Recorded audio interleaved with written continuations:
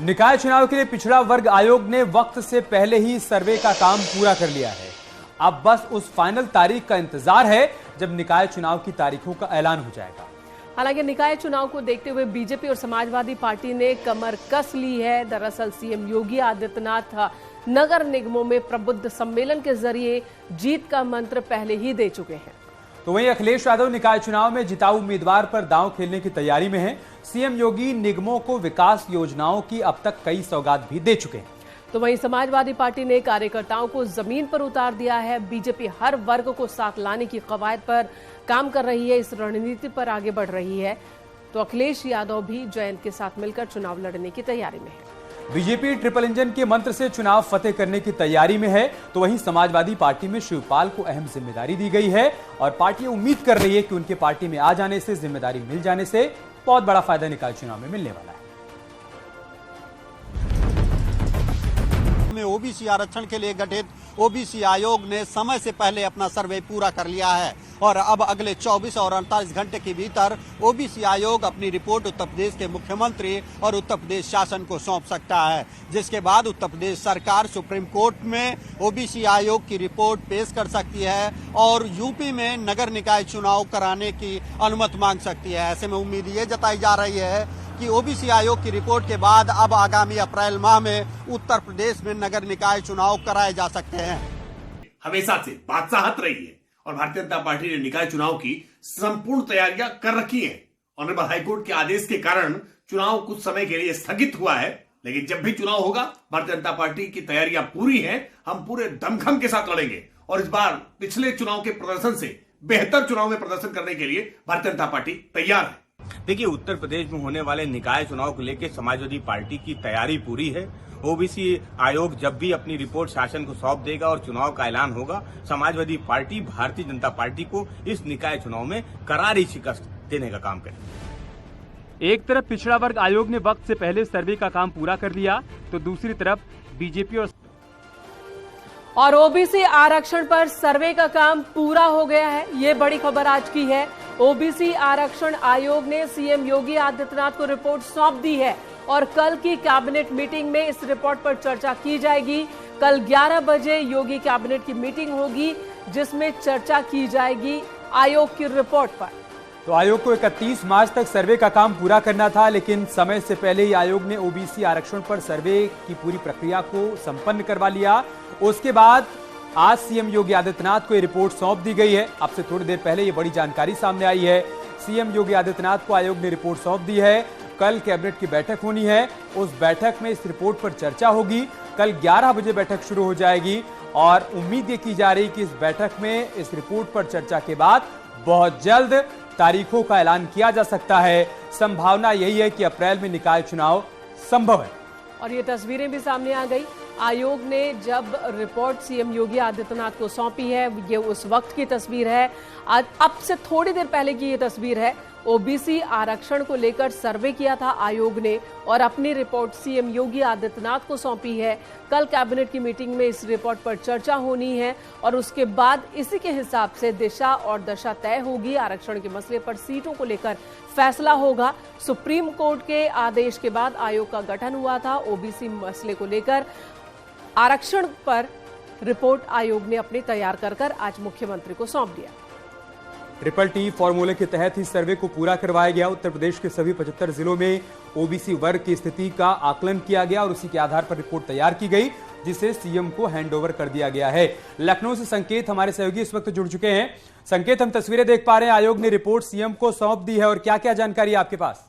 बिल्कुल, देखिए, जैसे ही कोर्ट ने इसको आदेश दिया था एक आयोग बनाने का और ट्रिपल टी फार्मूले के तहत सर्वे का काम के लिए निर्देश दिए थे उत्तर प्रदेश सरकार को। मुख्यमंत्री योगी आदित्यनाथ ने तत्काल कमेटी गठित की थी और एक आयोग बनाया था और उस आयोग को रिपोर्ट तैयार करनी थी। अब वो आयोग ने जो अपनी रिपोर्ट तैयार की है, सभी 75 जिलों में सर्वे करके बाकायदा एक रिपोर्ट कंप्लीट तैयार कर ली गई है और रिपोर्ट मुख्यमंत्री योगी आदित्यनाथ को आज सौंप दी गई है।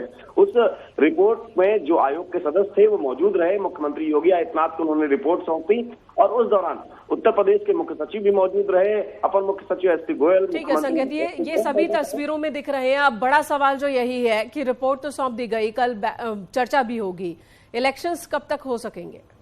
बिल्कुल, देखिए ये एक प्रक्रिया है। मुख्यमंत्री योगी आदित्यनाथ को आज रिपोर्ट सौंप दी है और उसके बाद कल योगी कैबिनेट की बैठक 11 बजे होगी और उस बैठक में चर्चा की जाएगी इस रिपोर्ट पर कैबिनेट की बैठक में, और उसके बाद मुहर लगनी तय मानी जा रही है और उसके बाद सरकार इस रिपोर्ट को सुप्रीम कोर्ट में दाखिल करेगी, जहां से सुप्रीम कोर्ट चुनाव कराने की सरकार परमिशन मांगेगी। और जाहिर बहुत बहुत शुक्रिया संकेत आपका हमारे साथ जुड़ने के लिए और जानकारी तक पहुंचाने के लिए।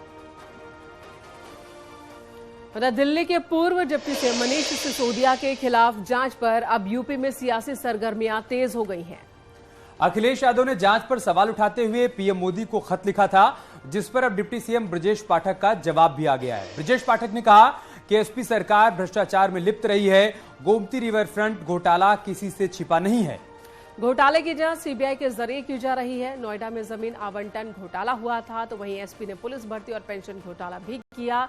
अखिलेश यादव ने कहा था सरकारी एजेंसियां का दुरुपयोग एजेंसियों का हो रहा है, तो इसी का जवाब ब्रजेश पाठक की ओर से दिया गया।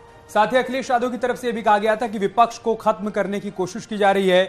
अखिलेश ने कहा था कि विपक्षी दलों पर सीबीआई और ईडी की छापेमारी क्यों, साथ ही यह भी कहा था कि पक्षपात पूर्ण तरीके से कार्रवाई की जा रही है। देश का लोकतंत्र खतरे में पड़ गया है, ये तमाम आरोप लगाए गए थे।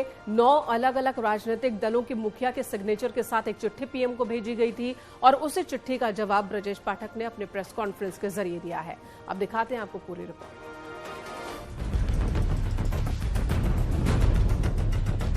भ्रष्टाचार के आरोप में दिल्ली के पूर्व डिप्टी सीएम मनीष सिसोदिया की गिरफ्तारी के बाद विपक्षी नेताओं में खलबली मच गई है।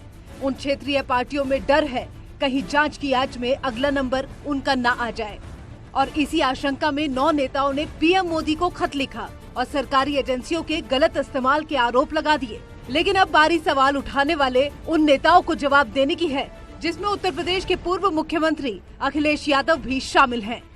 डिप्टी सीएम ब्रजेश पाठक ने प्रेस कॉन्फ्रेंस कर समाजवादी पार्टी पर जबरदस्त हमला बोला और सपा के शासनकाल में हुए भ्रष्टाचार की पोल खोल दी।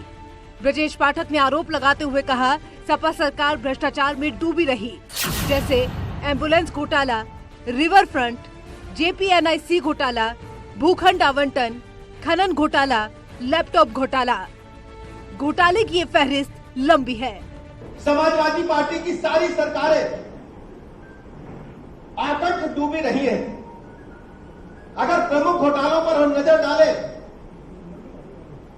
गोमती रिवर फ्रंट घोटाला किसी से छुपा नहीं है, जिसकी इंक्वायरी सीबीआई द्वारा की जा रही है। इसी प्रकार जेपीएनआईसी घोटाला, जीपीएनआईसी घोटाले में तो जो हमारी स्थानीय लेखा परीक्षा है, जो उत्तर प्रदेश की एजेंसी जो जांच करती है, उसने भी कदाचार पाया था। इसके अलावा नोएडा, ग्रेटर नोएडा में जमीन के आवंटन में समाजवादी पार्टी के शासनकाल में बड़े घोटाले हुए थे। डिप्टी सीएम ब्रजेश पाठक ने कहा, जिन 9 नेताओं ने पीएम मोदी को खत लिखा वो सभी भ्रष्टाचार में डूबे हुए हैं। अपने आप को बचाने के लिए ऐसे लेटर लिख रहे हैं ताकि जांच की आंच उन पर पड़ जाए और जब सरकारी एजेंसियां काम करें तो उन पर सवाल खड़े कर सके। 9 के 9 नेता जिन्होंने पत्र पर हस्ताक्षर किए हैं, वो सभी भ्रष्टाचार और कदाचार में आकंठ डूबे हुए हैं। उनके ऊपर विभिन्न एजेंसियों में भ्रष्टाचार के पहले से आरोप है और कार्रवाई चल रही है। सिर्फ अपने को बचाने के लिए भ्रष्टाचार जैसे, कदाचार जैसे गंभीर आरोप से बचने के लिए मनगढ़ंत आरोप लगाकर केवल अखबार में छपाने का काम कर रहे हैं। ब्रजेश आम आदमी पार्टी आधिकारिक रूप से कह रही है कि जेल में मनीष सिसोदिया जी को खतरा है। अब सवाल उठता है कि जेल किसकी है? दिल्ली की सारी जेल दिल्ली सरकार के अंतर्गत आती है, इंक्लूडिंग तिहाड़, और दिल्ली में आम आदमी पार्टी की सरकार है, उनके मुखिया अरविंद केजरीवाल हैं, और उनकी अपनी जेल होने का क्या क्या परिणाम हो सकता है, ये सत्येंद्र जैन के मामले में दिल्ली और देश देख चुका है।